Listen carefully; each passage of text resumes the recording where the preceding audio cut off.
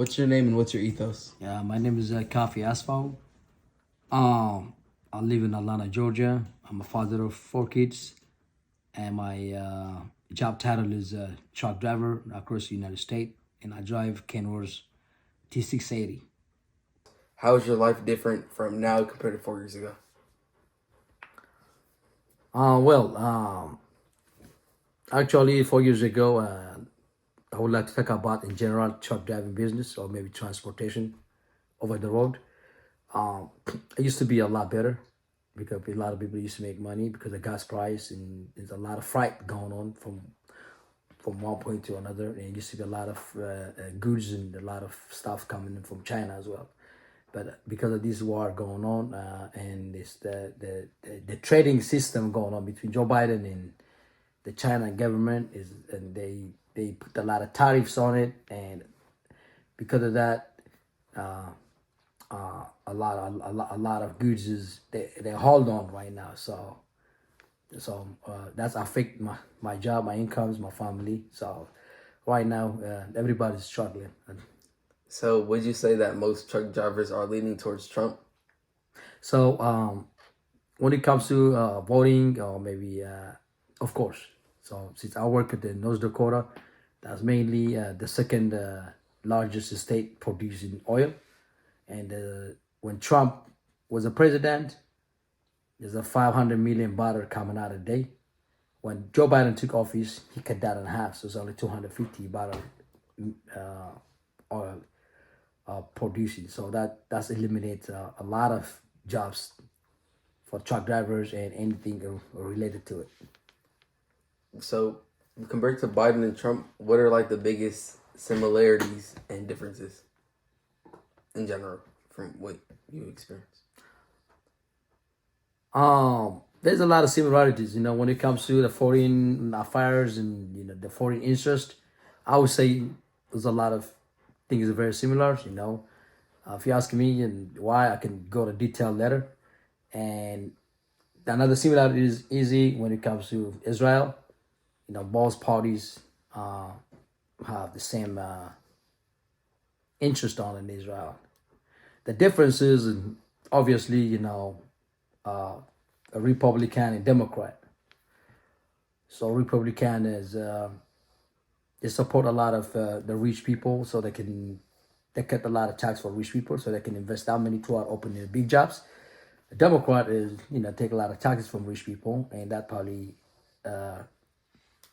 hurt not investing opening jobs.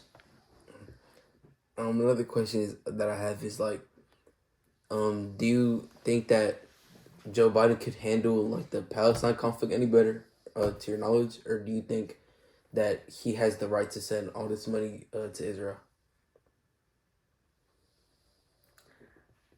I would say,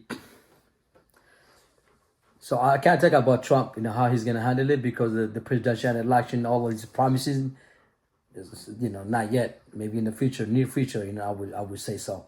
But as of right now, Joe Biden, when it comes to Israel, I think he's handling. I think he has handled it better because as American, Israel is the best ally for us. Israel is a key. It's a good strategy play for Middle East and fulfill American interest. So what Joe Biden is doing right now, he's not into the war, but he's supporting Israel by any of means, and that brings all terrorists and other stuff to take care of. That would say. All right, so we know that Palestine, or in the media especially, that Palestine has been getting a lot of support because in the media it's been like painted as like Israel. It's like one way in the media, right? And in a recent interview we had in our AP Lane class for Jonathan Alter, he said the victim. I'm not sure exactly what he said, but he said something around the lines of a side can be the victim and the oppressor at the same time. So do you think Palestine is also like reciprocating in the war, or do you think that they're just like the victims? I mean, you cannot say this one way or the other, but I would say Israel is forced by other external forces. I would say the proxy war is Iran and Russia and China, I would say they manipulate Palestine, and they got they got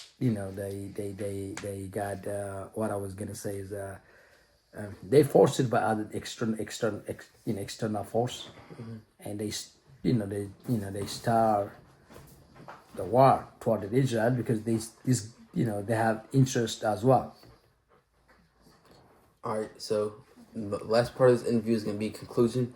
So due to like the crazy increases in inflation nowadays, and it's similar to Jimmy Carter's inflation when he was president. Connecting those two, Jimmy Carter got kicked out of office he basically got swept by Ronald Reagan when it was his turn to get elected. Do you think that a similar thing is going to happen here and Donald Trump is going to win because of the increased inflation?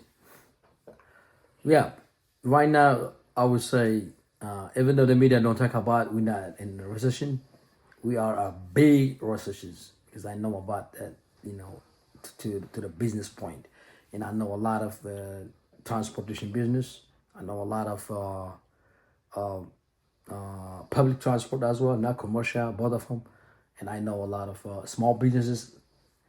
A lot of people is hurting, and inflation is. As a father of 4 kids running a big family, and the inflation is skyrocket. That needs to be bring down. That's the point. And the credit card debt across the United States is like $1 trillion more than the previous.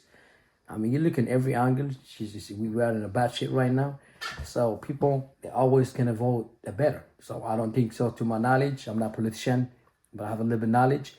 I would say, including myself, I have to vote for Trump, and I think Trump is gonna be the next 46th president, and it's gonna lead Joe Biden by big time, I would say.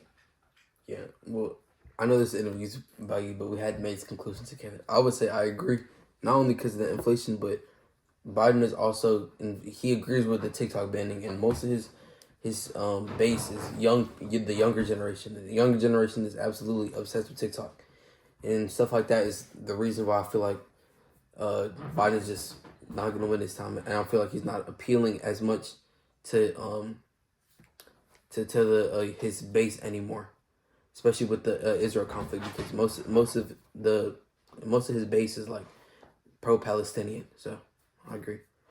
Thank you for giving me your time, and that's it.